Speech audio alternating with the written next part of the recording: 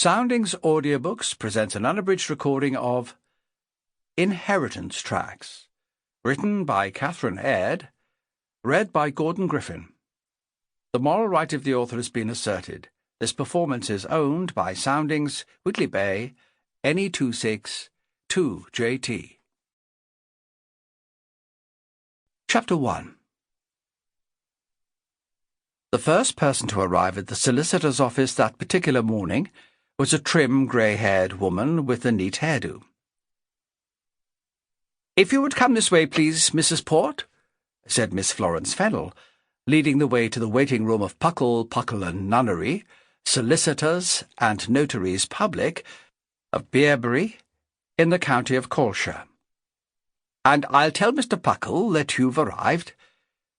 I'm a little early, I'm afraid," the woman said, diffidently, looking round the empty waiting room. "But I didn't want to be late." "Of course not," murmured Miss Fennell, who was never late herself. Mrs. Port sighed. "And getting into Bearbury, here, from out Bishop's Marlborough way, can be very difficult on market day. The traffic is really awful first thing in the morning." Miss Fennell, who didn't own a car herself, nodded as sympathetically as if she did.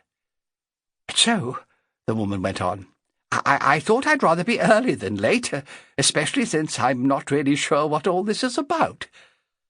Sue Port took out a letter out of her handbag and held it up in front of the secretary.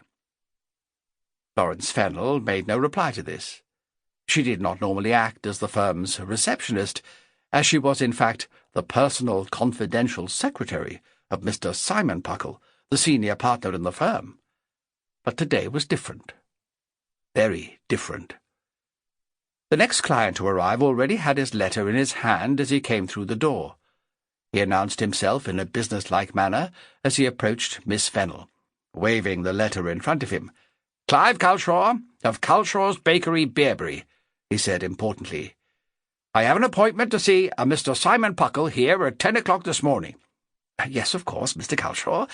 If you would just follow me—" He continued to hold the letter in front of her. "And he hasn't said what this is all about.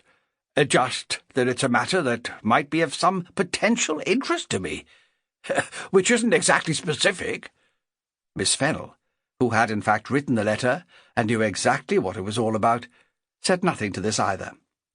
She simply ushered him into the waiting room.